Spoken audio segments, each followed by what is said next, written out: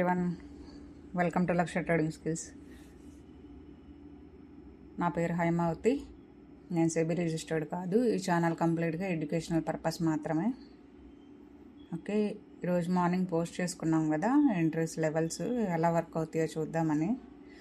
చూడండి, ఈరోజు నేను మార్నింగ్లా డ్రా చేసిన లైన్స్కి మళ్ళీ ఒక బాక్స్ అనేది డ్రా చేసుకున్నాను. నేను నిన్న కన్సల్టేషన్ అయిన దగ్గర చూడండి ఒకసారి నా ఎంట్రీ ఎలా ఏంటి అనేది చూపిస్తాను. నేను తీసుకున్నది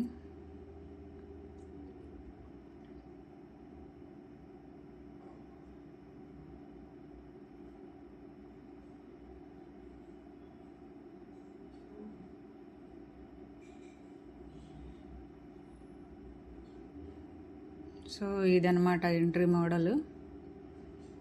ఈరోజు ఒక్క ఎంట్రీనే వచ్చింది, బట్ కంప్లీట్గా టార్గెట్ అయితే ఇవ్వలేదు మనకి. చూడండి, 59 పాయింట్స్ అంటే 60 పాయింట్స్ ఎస్ఎల్ తోటి 180 పాయింట్స్ టార్గెట్ అనమాట. 178 అలా ఉంది. Okay, it's okay. అంత టార్గెట్ ఉంది, కానీ ఈరోజు ఎక్స్పైరీ కదా, మూమెంట్ అంతేమీ కనిపించలేదు. అందుకని నేను కూడా ట్రేడ్ ప్లాన్ చేయలేదన్నమాట. ఓకే,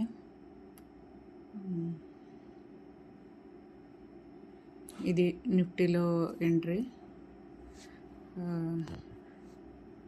చూడండి, ఇక్కడ ఆ క్యాండిల్ ఫామ్ అయినప్పుడు నాకు ఇంకా పైకి వెళ్తుంది అనేది కన్ఫర్మేషన్ ఉండింది. సో నేను ఒక చిన్న స్కాల్ప్ లాగా ప్లాన్ చేశాను ఇక్కడ, బట్ ఎస్ఎల్ హిట్ అయింది నాది కూడా. సో ఇంకా సైలెంట్ ఉన్నాను. ఓవరాల్గా బుల్లిష్ ట్రెండే మార్కెట్ అయితే ఈరోజు. నెక్స్ట్ బ్యాంక్ నిఫ్టీలో కూడా సేమ్ అంతే. ఓకే, సో ఇదన్నమాట నిన్నటి కన్సల్టేషన్ అయిన దగ్గర. ఈరోజు కూడా మనం ఒక బాక్స్ డ్రా చేసుకుంటే ఎంట్రీ అనేది దొరికిద్ది. చూడండి ఒకసారి, ఇదేమో కింద ఇచ్చింది, అదేమో బాక్స్ పైన ఉంది. బ్యాంక్ నిఫ్టీ బాక్స్ కింద వచ్చింది ఎంట్రీ. చూడండి ఒకసారి, అది డిఫరెన్స్. సో అందుకని నేను నిఫ్టీని స్కాల్ప్ లాగా ట్రై చేశాను, కానీ ట్రేడ్ చేయలేదు కంప్లీట్గా. ఓకే, నెక్స్ట్ వచ్చేసి హెచ్డిఎఫ్సి బ్యాంక్. ఈరోజు ఎంట్రీ చూడండి ఒకసారి. 915 క్యాండిల్ మంచి బుల్లిష్ క్యాండిలే ఫామ్ అయింది, కానీ రెసిస్టెన్స్ దగ్గర ఉంది. సో రెసిస్టెన్స్ బ్రేక్ అయినాక ట్రై చేద్దాము అని వెయిట్ చేశాను. చూడండి ఒకసారి, ఇది బ్రేక్అవుట్ అయింది. బ్రేక్అవుట్ అయినాక అక్కడ ఎంట్రీ ప్లాన్ చేశాను. ఓకే, ఇది కూడా కంప్లీట్గా టార్గెట్ ఇవ్వలేదు. ఎంట్రీ అయితే వచ్చింది, కానీ మనకి కంప్లీట్గా టార్గెట్ అయితే ఇవ్వలేదు. చూడండి, బ్రేక్అవుట్ అయిన క్యాండిల్. ఓకే, 2.65 ఎస్ఎల్ తోటి ఆల్మోస్ట్ 5 పాయింట్స్ అంటే 1:2. ఇది కంప్లీట్గా టార్గెట్ అయితే రాలేదు ఈరోజు ఎక్స్పైరీ కదా. సో స్టాక్స్లో కూడా పెద్దగా మూమెంట్ ఏమి ఉండట్లేదు ఇదన్నమాట. నెక్స్ట్ రేపటికి ఒకసారి లైన్స్ డ్రా చేద్దాము. చూడండి ఒకసారి, 1 అవర్లో కదా మనం డ్రా చేసేది. ఓకే,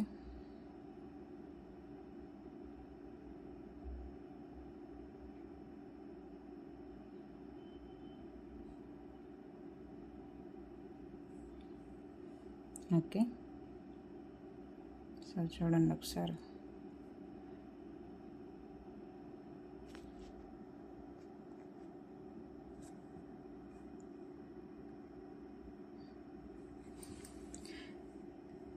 రెసిస్టెన్స్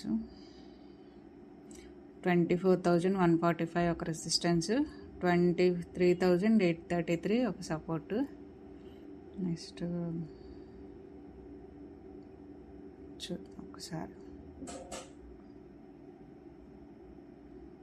సో ఒకవేళ ఆ సపోర్ట్ కానీ బ్రేక్ అయితే మనకు రీటెస్ట్ అయితే నేను గ్యాప్ ఉంది కదా, గ్యాప్ అంతా ఫిల్ చేస్తుందేమో అని నేను అనుకుంటున్నా.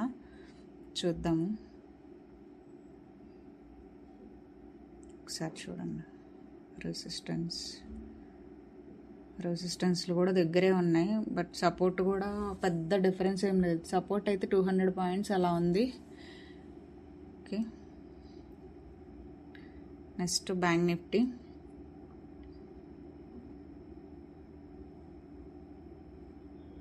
చూడండి ఒకసారి. రెసిస్టెన్స్ 58,366 ఒక రెసిస్టెన్స్, 59,412 ఒక రెసిస్టెన్స్. ఓకే, 56,930 940 ఒక సపోర్టు, 57,192 అనేది ఒక సపోర్టు. సో ఇక్కడ సపోర్ట్స్ రెండు దగ్గరగా ఉన్నాయి. నిఫ్టీ ఏమో రెసిస్టెన్స్కి దగ్గరగా అనిపిస్తుంది, బ్యాంక్ నిఫ్టీ సపోర్ట్కి దగ్గరగా అనిపిస్తుంది. సో వాట్ ఎవర్, రేపు ఎలా రియాక్ట్ అవుతుంది మార్కెట్ అనేది చూద్దాము. హెవీ వాలటిలిటీ అయితే హెవీగానే ఉంది. ఓకే,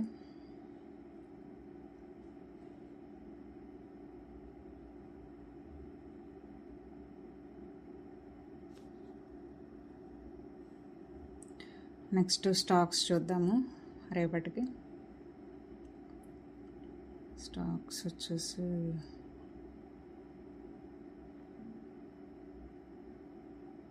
మహీంద్రా చూద్దాం. ఓకే,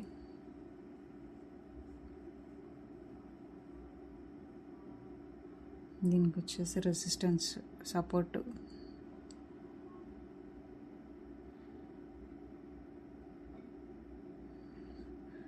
3074 ఒక సపోర్టు, 3011 అనేది ఇంకొక సపోర్టు.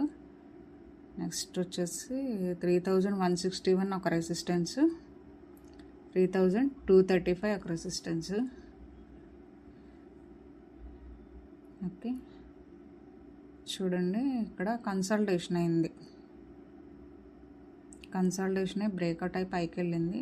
సో ఒకవేళ గ్యాప్ ఫిల్ చేయడానికి కిందకు వచ్చినా కానీ నేను అప్ సైడే మూమెంట్ చూస్తాను దీంట్లో, ఈ స్టాక్లో అయితే. నెక్స్ట్ ఇన్ఫోసిస్, ఒక ఐటీ స్టాక్ చూద్దాము. నేను చాలా రోజులైంది ఐటీ స్టాక్ అనేది చెక్ చేసి. ఓకే,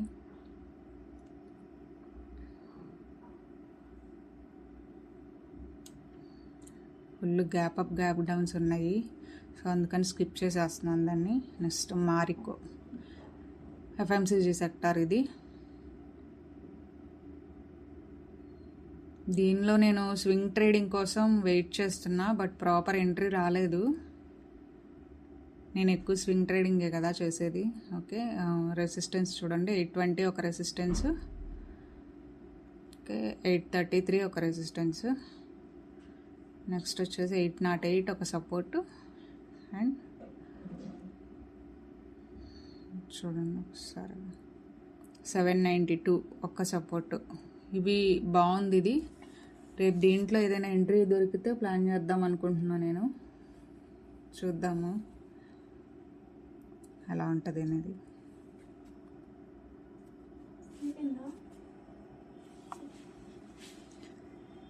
ఓకే, ఈ వీడియో మీకు నచ్చినట్లయితే ఫాలో చేసుకోండి. Please follow lakh trading skills.